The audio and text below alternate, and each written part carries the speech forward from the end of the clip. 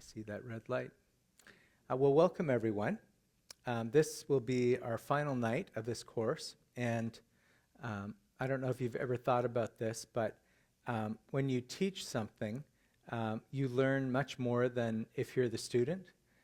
So this has been a fascinating journey for me, and it's just kind of reinforced again in my mind just how amazing Gottman's material is, that first of all, that it can bridge the gap of helping us to understand that we're just ordinary people, and in Gottman's writings, he even talks about his own relationship with his wife, and, you know, we had this disagreement, we had this fight about this or that.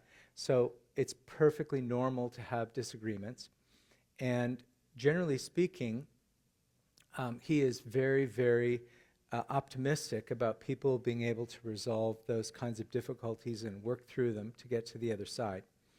All right, so last time it took me an hour just to go through 2 different conflicts, and this time I realized I had given myself 3 different conflicts to go through, and it was like 160 pages. So I had to put on my professional teacher hat and then think, okay, how am I going to structure this so I spend exactly an hour and we get through even more material? So I have a strategy, and that is, as we go through these 3 different conflicts, I'm just going to kind of give an overview of each of them, and then the real material on it will be in a handout. So there's 3 different handouts on the tables already.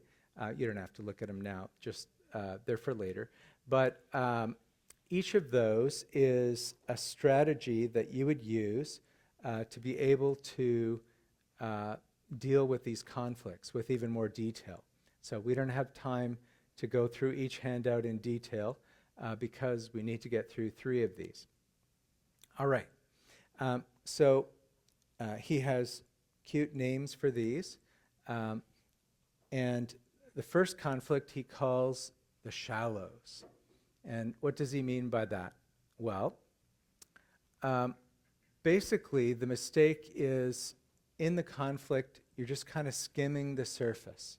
You're not really going down deep. You're not really figuring out what it's all about. So maybe there's a conflict and someone thinks they're having a conflict about the dog or the location of the flipper to flip eggs in the kitchen. That's not really what it's about, okay? So skimming the surface. And he gave an example. There was a couple that was having perpetual difficulty around the use of money and gift giving. And because of the background of this particular woman, she believed that as a sign of love and affection, she should receive gifts, and she wanted her husband to be giving her gifts. Her husband, on the other hand, was doggedly committed to financial responsibility. In fact, in this family, they're recovering from recently filing bankruptcy, and they're on a very tight budget. So in his mind, gifts are definitely extra. No, I'm not going to buy you gifts. We need to be very careful with every penny we have. And so you can see there, on the surface, it looks like it's just about gift giving and about the budget, but what's underneath? They also have very different conflict styles. He is a volatile and she is an avoidant. And this particular conflict kept reoccurring and reoccurring and reoccurring. So, of course, what's happening here is what Gottman called gridlock. And here's the signs that they need to go deeper. I'm reviewing what we covered in our session 2. So we did a whole session on gridlock, and I gave you a handout how to deal with gridlock. And surprise, surprise, I have an even better handout for you now. So there was nothing wrong with that one, but I like how this one's laid out. So when you take this one home, it's an improvement. So what are the signs? Well, you feel stuck, and the conflict keeps repeating. You keep having the same argument. You make no progress. you're in a frustrating loop. The feelings you have after you have the conflict is you feel rejected or disrespected. It triggers feelings of maybe personal rejection or that you're not being valued in some way. You feel criticized rather than being heard. Talking makes things worse. When you do try to talk about it, it immediately escalates or it ends up in stonewalling or shutting down. So both of you end up just avoiding the topic in order not to blow up. And eventually what happens is you become emotionally disengaged, you withdraw, you feel hopeless and resentful. None of this is good. And there is a sense of loneliness and emotional distance that occurs. If it goes on long enough, you will eventually start to develop negative stories about the other person. Oh, you're just so selfish, and things like that. You'll never change. And it becomes a kind of negative narrative that goes on in the relationship. Now, the truth is that the resolution to this is tied to deeper dreams or values that both people have. So there's some core need, some philosophy about life, some issue that's actually driving it, and it's not being acknowledged, and it just makes you feel disrespected or not connected. So Gottman has now come up with a series of questions, and the handout that I gave you at the end will take this apart in detail, but he calls them the Dream Catcher's Magic Questions. So number one would be, what do you believe about this issue?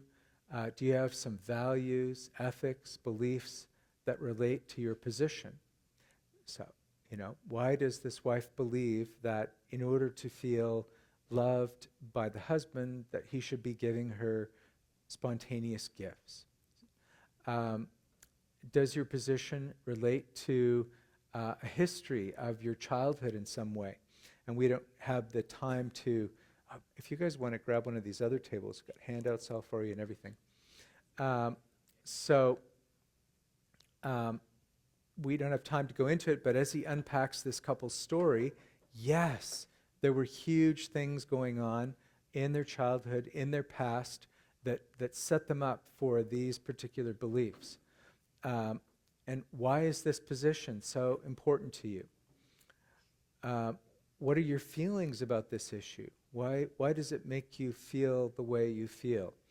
And then if you were to dream, if you could have anything you want, what would your dream be? What would you like to have? He talks about, if you could wave a magic wand, what would the situation be like? And is there some underlying purpose or goal in this for you? And if so, what is it? So again, there's a handout that I'm giving you at the end. We can only kind of skim through these topics, but there's lots of detail. The handout is self-explanatory, and you could sit down as a couple and do this. Now, one of the things that Gottman does is he holds seminars with couples in Seattle, and I don't know if he still does it, he's getting kind of old, but he's done it for years and years and years. And he says that 87% of the time, when he led couples through these 6 questions in a more extended exercise that I've given you, they would find resolution. So even the couple I was talking about, they were able, they didn't necessarily end the conflict, but they went deeper and they began to discover new things about each other. I think in this story he says the husband gave her a chocolate bar. Now, it was something. And they were on a very tight budget, all right? Okay. The reason that this exercise works is it creates space and time for a meaningful dialogue.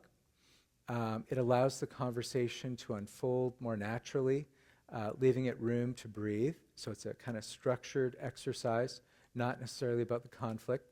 It establishes clear roles. One person gets to speak, the other one has to listen, and then you flip.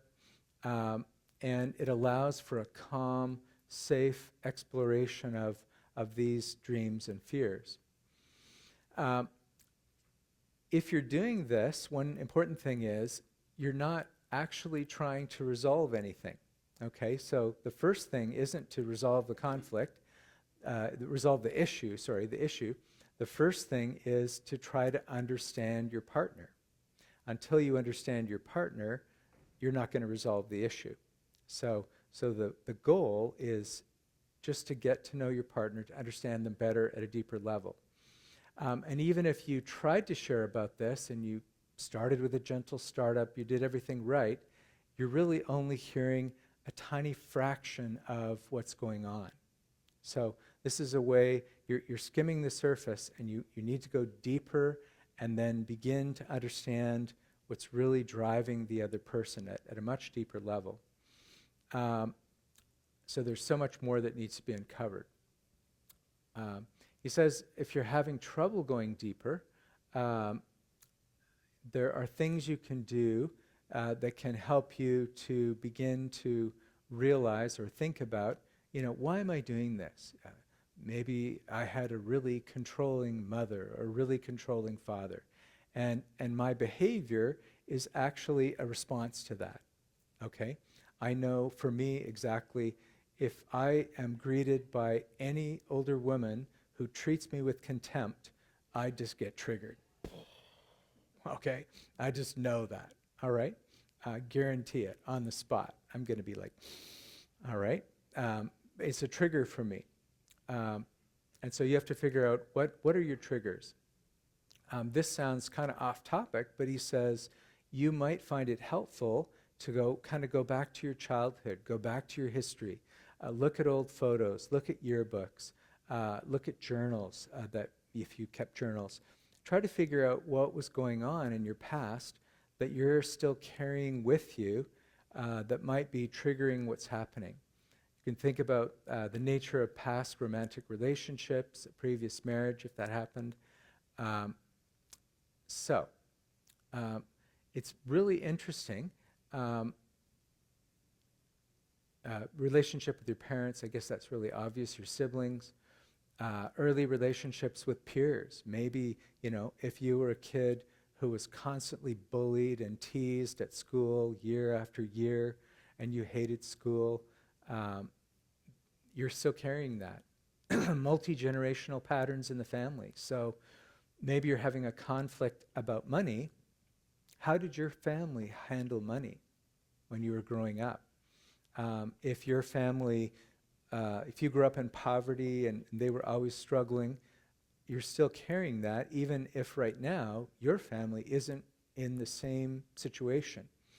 So all these things are kind of there, and I've met extremely, extremely wealthy people who act as if they're in extreme poverty because of the way they grew up. It's very common, actually, in the Depression era. They're like great grandfathers and grandmothers now. But, my grandfather, when you called him long distance, he'd talk to you about 2 minutes, and then he'd hang up. This is costing money. Can't talk to you. And I'm like, I have a phone plan. It's not a big deal. Nope, gotta hang up. Okay. A really interesting study was done on oral history, talking to partners, and this does not sound like a really profound question, all right? Here's the question. Tell me how you first met. Does that sound like a profound question?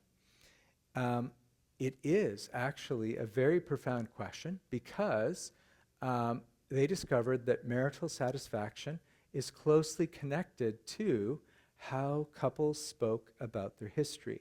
Now, if I was to unpack this, I would use brain science in this, and I would say, well, imagine that your brain is like a bookshelf or a shelving unit, and you're storing memories on the shelving unit. If you have filled the entire shelving unit with negative memories about someone, not only have you filled it with negative, but in order to fill it with negative, because there's only a limited amount of space, you had to take out other memories and put in those memories. Pretty soon, you end up with accessing only negative memories when you think about it. And you can actually forget how you actually met and what it was like. So when they asked this question, did the couple express fondness for the qualities that drew them to each other? Did they describe their life together as a sense of unity, we or us rather than I? Did they talk about difficult past times and conflicts? Did they convey a belief that they could face and overcome challenges together?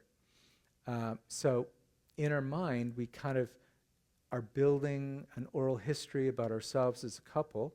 Everything we've talked about so far about building the positives, you could change this memory, okay? You could work to improve the positive in your relationship, and then when you think about your partner, you'll think more positive things. So it can be, your brain is very flexible or plastic.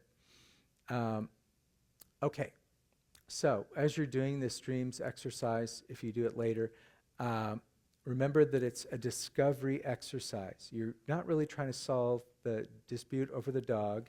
You're trying to get to know your partner at a deeper level and realizing that this will help you to figure out the conflict in a different light. Okay, next, the standoff. Okay,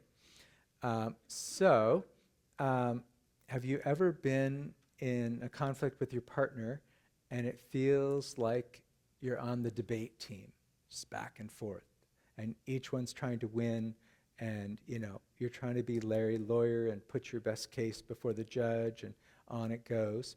Okay, so this can happen in a conflict.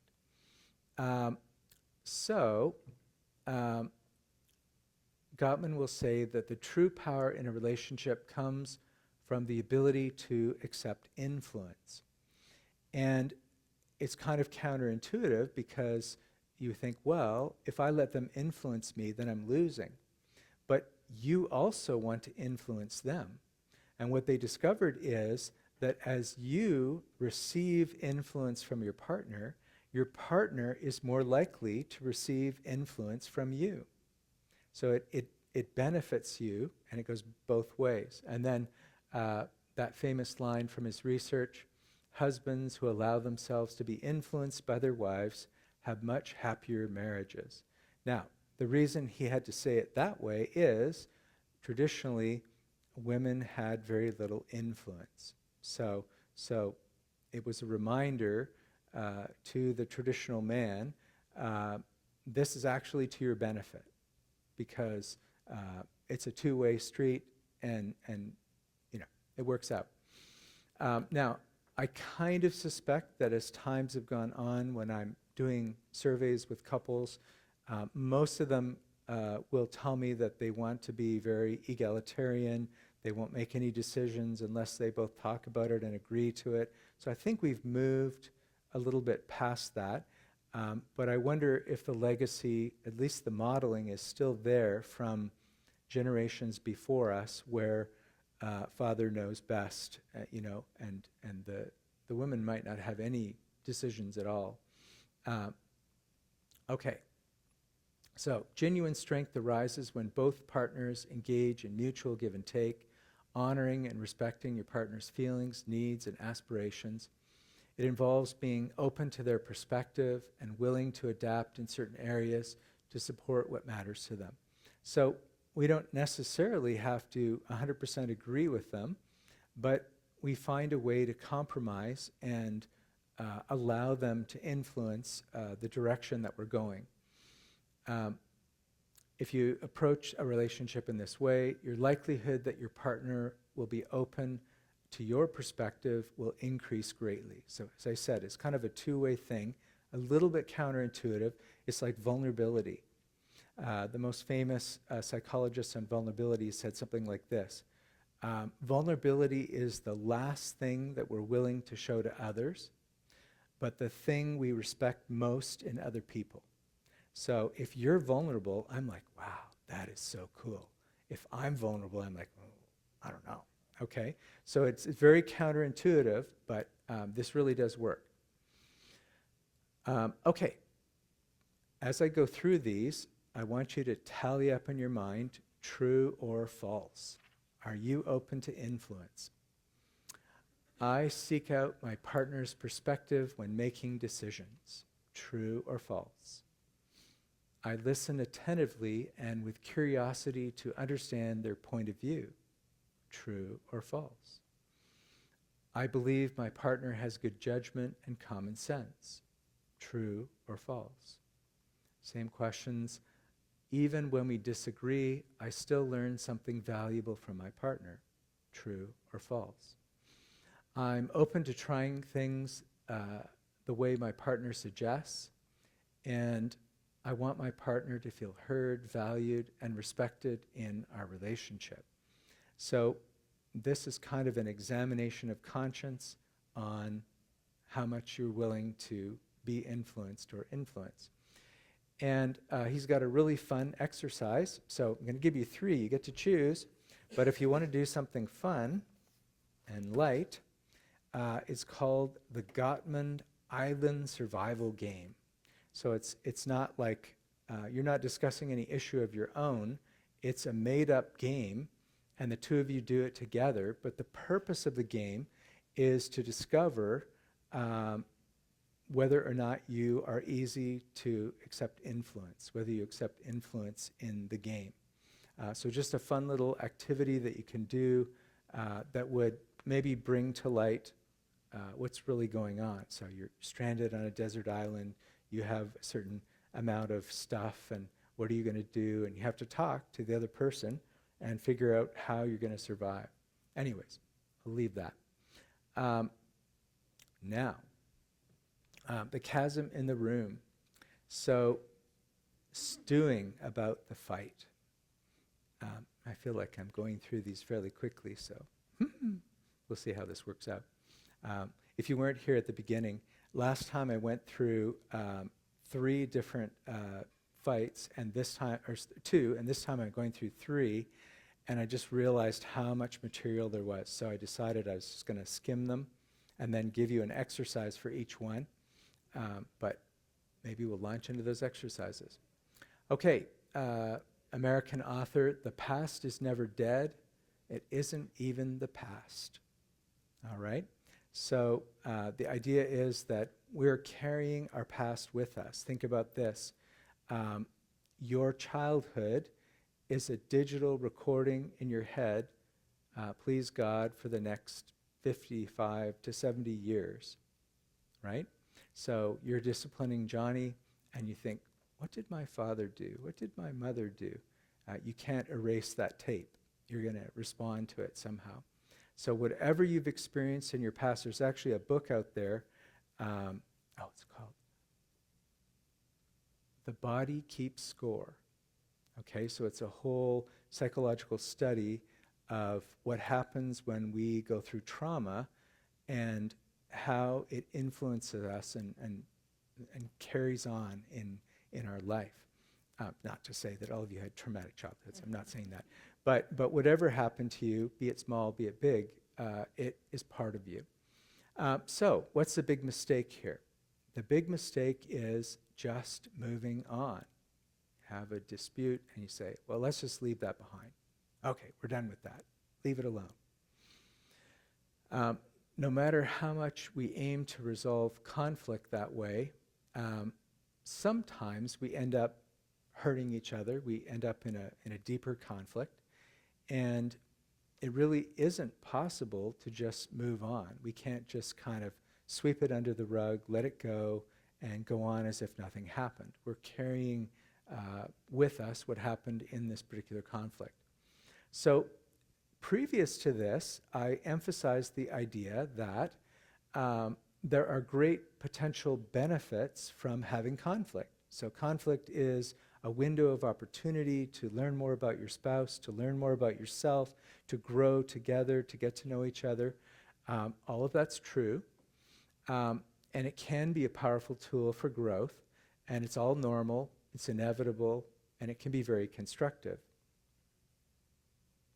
But we also have to acknowledge the other side. Sometimes conflict can be overwhelming and even traumatic. So some conflicts get so out of control that they're really hard to recover from.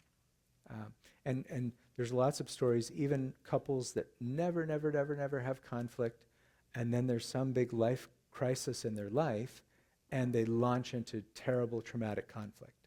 Okay, so it can come to all of us from time to time, trying to work through it. And again, it's normal, but what do we do about it? So we can acknowledge that sometimes this kind of conflict can feel chaotic, raw. We are complicated beings. We carry this emotional weight from past experiences. So this brings up the issue of triggers. So again, it's very, very helpful if you realize things that trigger you from your past. So,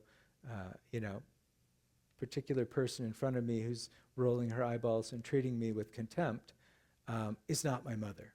That's not my mother, okay? But, oh, does she remind me of my mother? Okay, so it's a trigger, and but if I'm aware of it, then I will be a lot more in control than if it just happens to me, like getting hit by another car. I didn't see it coming. Bam! Whoa, what was that? Okay, no. I would have time to maneuver, to think about it, to realize, okay, this is really from something else, okay?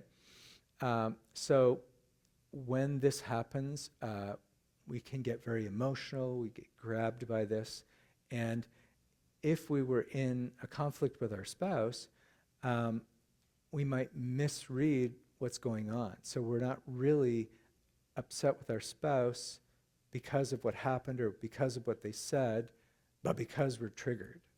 All right? So finding out what those triggers are and then sharing them with our spouse, helping our spouse to know what those triggers are, can really help us to navigate something like this.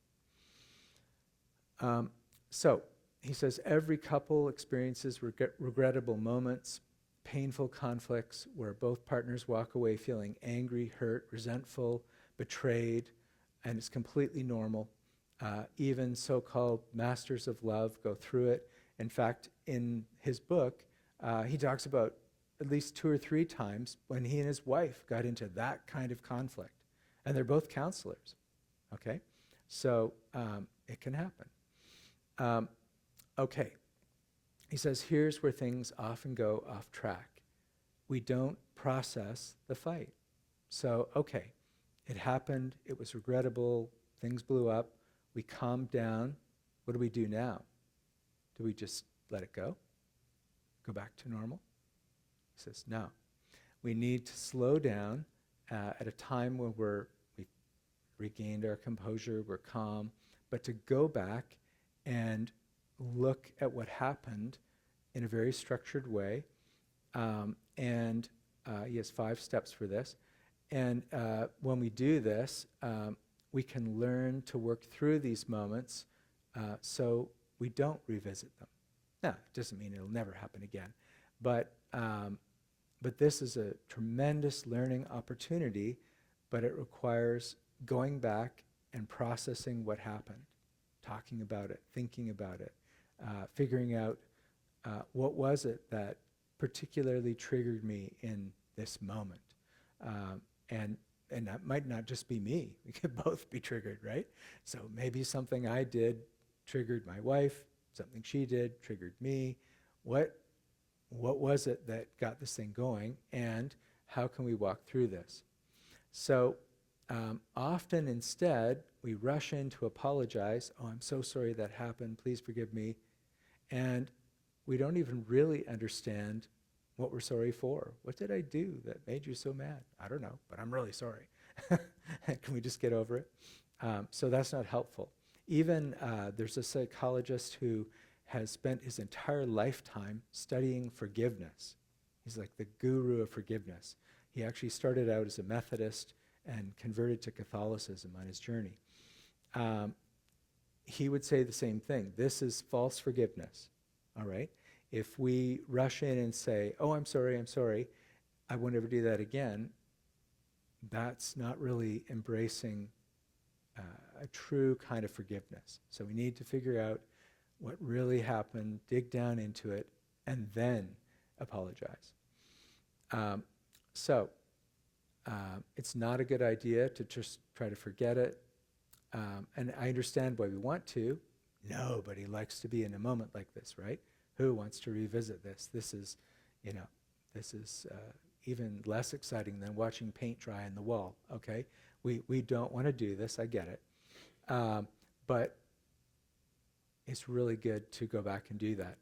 So if we don't do this, it's very likely that we'll find ourselves right back in the same argument again, okay? It'll likely repeat itself, and, you know, we'll be doing the replay on the football game, and the same argument will happen again.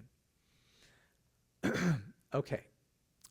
If conflict like this goes unaddressed over a long time, it starts to create distance. Remember, this was his research on that second window for divorce was often couples that just emotionally drifted apart. Either you'll have more arguments or you'll grow more disconnected and have more avoidance. Intimacy begins to erode. Both partners start to build emotional walls because you've been hurt, and naturally your instinct is to protect yourself. And these wounds don't go away. They linger, and, you know, we continue to feel them. And so what's necessary is we have to go through a series of steps to try to work through this. Okay, he said basically this is very corrosive and eats away at the positive in the relationship. And he says some fights are forever if you don't process them. So if you want to stop something like this, then it's necessary to go back, figure out what happened, and walk through it. Another interesting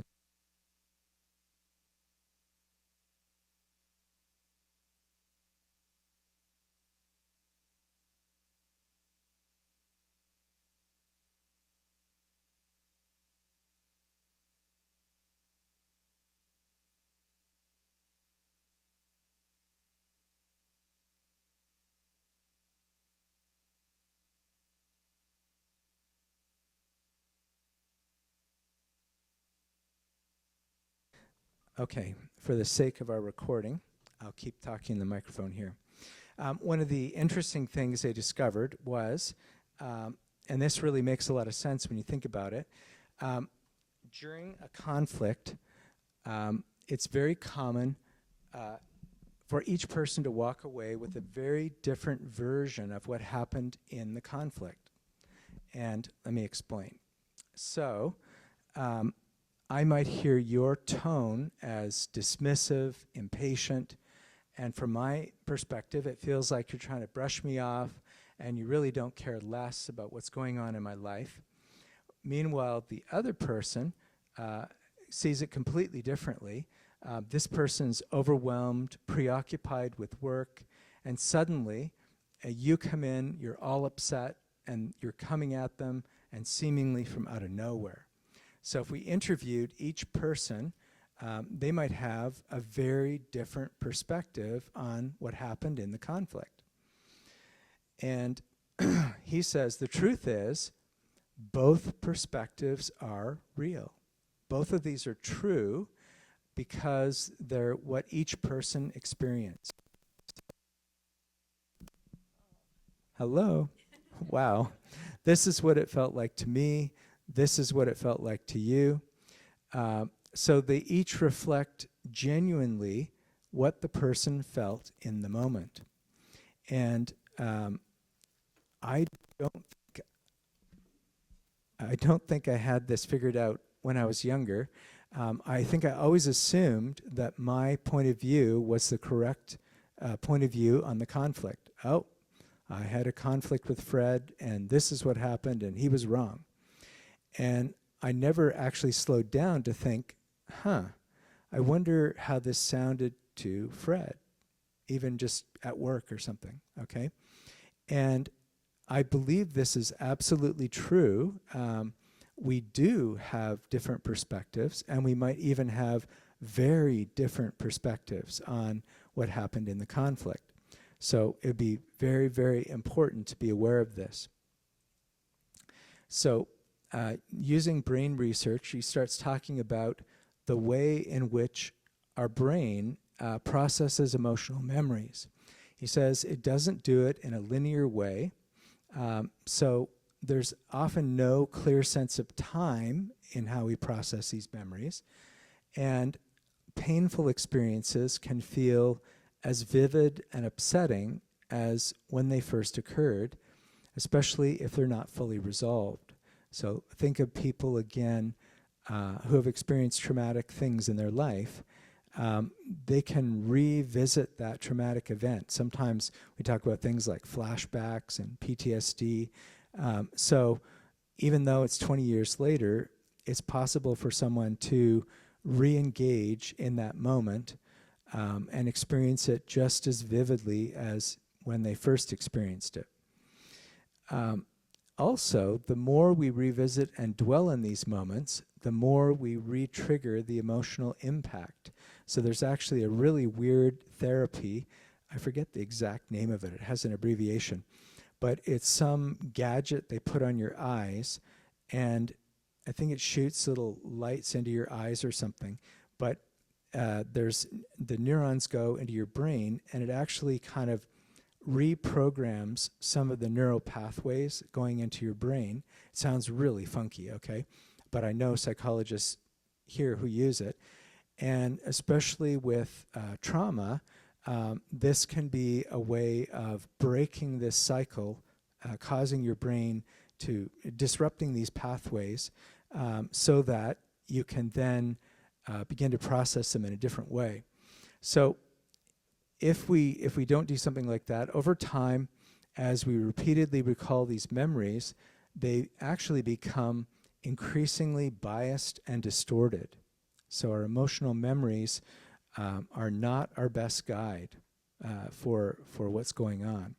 Okay, so all of this again is just pointing to, hey, is there something we can do to correct this problem? Is there a strategy we can use or a process that we could do that would cause this process to change? Okay, so he says signs that you need to address a past incident. He says trying to talk just sparks more conflict. This is a lot like gridlock, I guess. You end up fighting about the fight. And I thought, oh man, you're reading my mail, okay? So no longer is it really about the issue. It's about, well, you said, well, I said, no, I didn't, okay? You're going through the court transcript, trying to figure out who said what, when, and how they said it, okay? Fighting about the fight. And trying to figure out who's at fault and who's right and whose version of the story is right. And as I said, both versions of the story are right. Sometimes you might avoid the topic completely and start to communicate less. As conversations, the last conversation went so bad, you're not willing to take the risk, especially, I suppose, if your conflict style was avoidant, you easily go down this path. Over time, marital intimacy can start to fade. So maybe counselors meet a couple that have been in this kind of difficulty for a very long time, and they're living as roommates, you know, in the same house, separate bedrooms. All the intimacy has gone away. You might also find yourself fighting more about other seemingly unrelated things. So you're kind of have a low level of anger and conflict going on, lots of resentment. And so little things begin to trigger you, and they seem unrelated. Minor disagreements escalate quickly. The tone becomes sharper as unresolved resentment from the original conflict starts to seep into everything else. Sudden, intense reactions that come out of nowhere. He gives an example. You might say something simple like, "Can I grab you some milk from the store?" And your partner snaps back with, "I'm not doing anything for you. You've treated me terribly." Okay? And you're like, whoa, where did that come from, right? And these seemingly disproportionate or unexpected responses often signal a deeper buildup of unresolved emotion from past conflict that's still kind of simmering beneath the surface and waiting to erupt. The key to getting out of this is processing the event. So trying to walk through what happened in a way that doesn't reignite the fight. And this wouldn't always be easy. In that previous exercise on gridlock, there was a big warning, okay, if this reignites the conflict, you need to take a break, you need to calm down, you need to try again. So I'm not suggesting this is a super easy thing to do, a cake box recipe, stir this in, do this, throw it in the oven. Oh, look, we have a cake. No, not quite that way. It's not just about talking, however. It's a learned skill that involves specific steps and intentional practice. So I'm not just saying, well, go back and talk about it. It's very likely if you did that in an undisciplined way, you would just spiral back into the conflict. Okay, so he has a very specific strategy for how you would approach this and what you would do step by step to walk through it. Okay, some key ideas. It's important to recognize how differently people remember conflicts. Each person experiences their own version of what happened. And if we're honest and we really listen to the other person, we might be able to acknowledge that, oh, maybe I did sound like that. I don't know. I didn't mean to sound like that, but maybe I did. Okay. We all view things through the lens of our own perceptions, our own feelings, assumptions, interpretations, and conclusions. The goal is not to settle on a single version of what happened. That's actually not important at all. But to understand what your partner experienced so that you can empathize with their perspective and see where they're coming from. So you might, in the end, you might think, I don't know, I don't really feel like I did it that way, but that doesn't matter. What matters is that's what they heard. That's what they experienced. That's what it felt like to them. And that's a completely different point of view. So rather than saying, telling about the event, you were angry with me the moment I walked in, you try saying, when you came in the room, I noticed an angry look on your face, and I wondered if you were upset with me. So basically, this is descriptive, and it's kind of tentative. I'm not sure, but it kind of feels like maybe you're getting angry, something like that. The other sounds accusing, obviously. He suggests some phrases like this. I imagined, I assumed, it seemed to me that, and just telling it, I saw this, I remember this, I heard you say, and notice that when you say something like, I remember this, you're not actually, you don't have a tape recorder, you're not saying, you said this. You're saying, I remember that, or the way I remember it, you said something like this. Okay? So you see how you're just describing from your point of view what things sounded like. Use first person honest language to share your experience. Try to not blame or criticize. Try not to impose your perspective. So if they had a completely different perspective, don't challenge that. Just accept it. Okay? You thought I sounded angry and I was challenging you. Okay? This approach helps them feel more open, receptive, and able to empathize with what you're going through. Back to triggers. Partners need to take time to reflect and share with each other which aspects of the fight sparked a strong emotional response. And I don't know that, I don't have a huge amount of experience with this, but I'm a strong believer. If you can figure out what your triggers are and share them with your partner, that can be very helpful.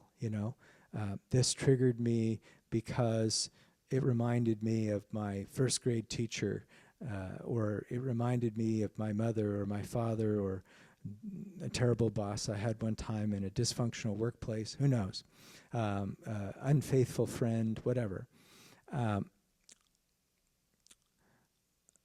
When have you experienced similar feelings? So here you are, you're all upset, something has bothered you and created a lot of strong feelings. So you're asking yourself, okay, I feel this way right now about what just happened in this regrettable incident. When have I felt the same way? And if it brings back a childhood memory or a past relationship with some other person, you can understand that. Okay?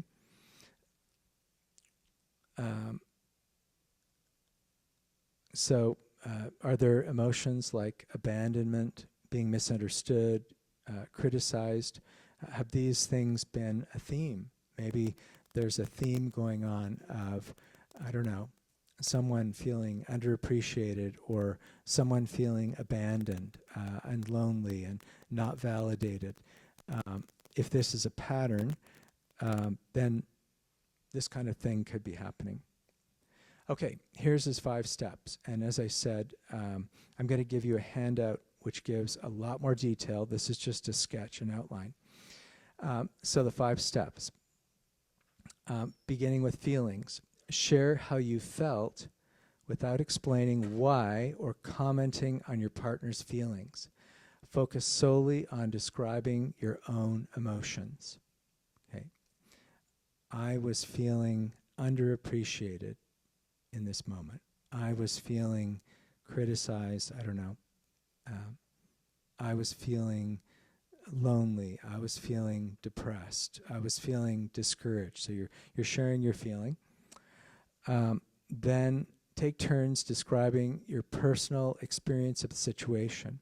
So what did this feel like to you? Again, just focusing on how you perceived what happened in the situation. And you probably end up with 2 completely different stories, all right? But each person takes their turn.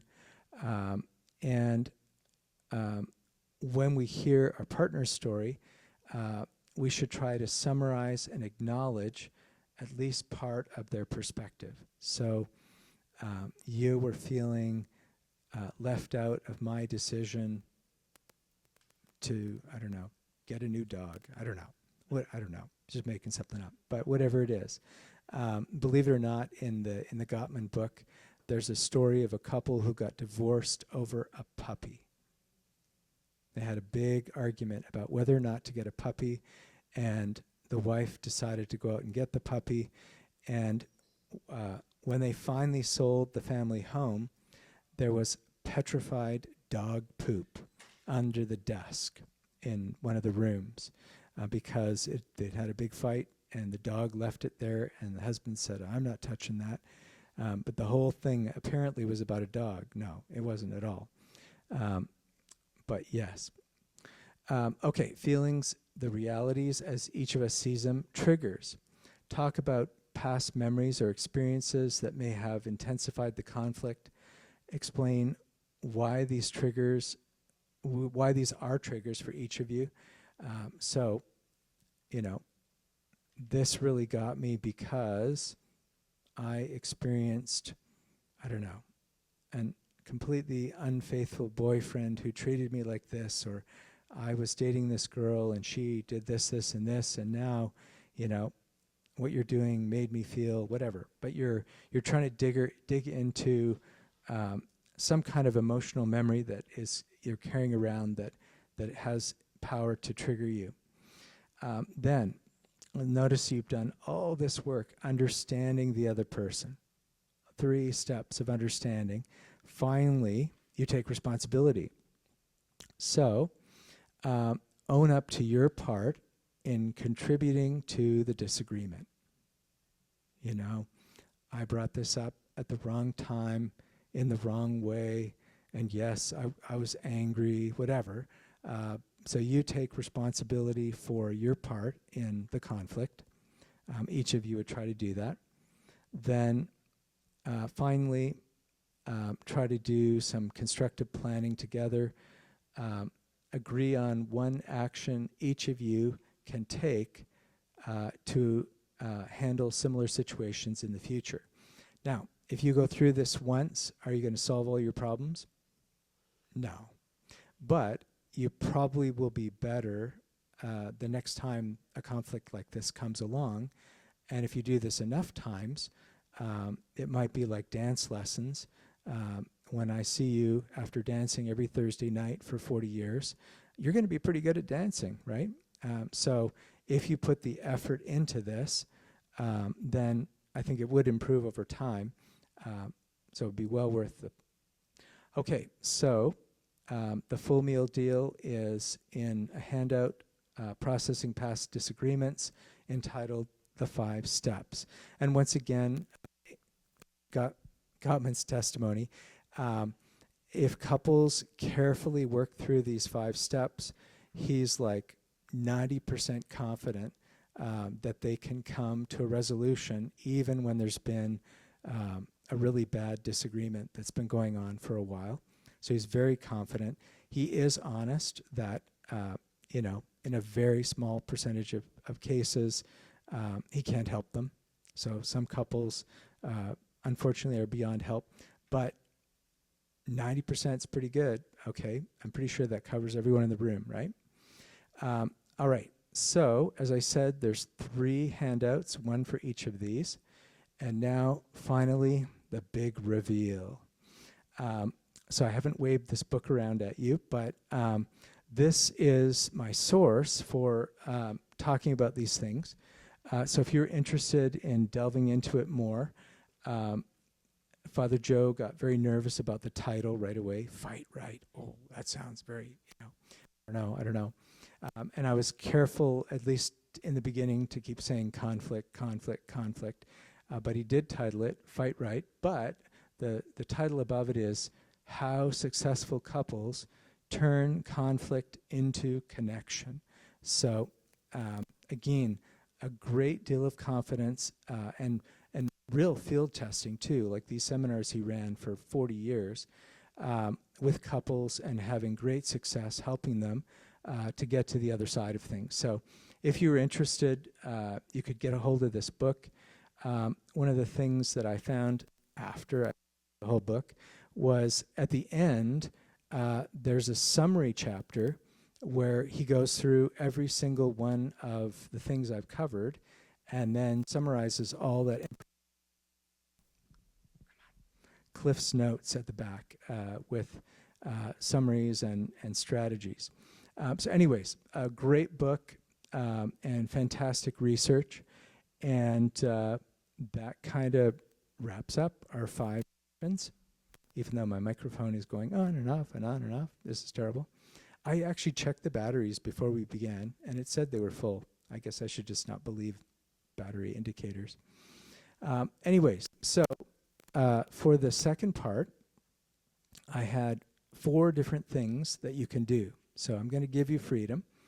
But the 4 things were, 1, you have this colored sheet, and on the sheet is another one of those famous dialogues. I was going to have Josh read it, but well, he's here now. Maybe. No, I'm just kidding.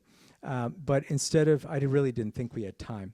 Instead of reading that dialogue out loud, I'm going to give it to you, but unless you buy the book, I'm not going to tell you which of the 3 styles of conflict this is about. So I want you to read it and then see if you can guess which style is this, what's going on in this conflict. And that's kind of interesting if you discuss it as a couple because it's not your conflict, right? So you can be dispassionate about it. So I'll give you that if you want. Then there's 3 different handouts, and each of them are a different exercise. One of them is just fun, the Lost on the Island exercise for influence. And then one is about dreaming together. And one is what we just covered, the 5 steps, all right? So each of those is a helpful little strategy for working through different conflicts that you might encounter. So I'll leave it to you, but we're exactly at 8 o'clock, which was my promised time to stop, and I'm going to push that button and turn off the red light. But thank you all for coming. As I said at the beginning, I learned much more than you did. The teacher always learns more, and it just reinforced my belief that this is really powerful stuff for helping couples. But thank you.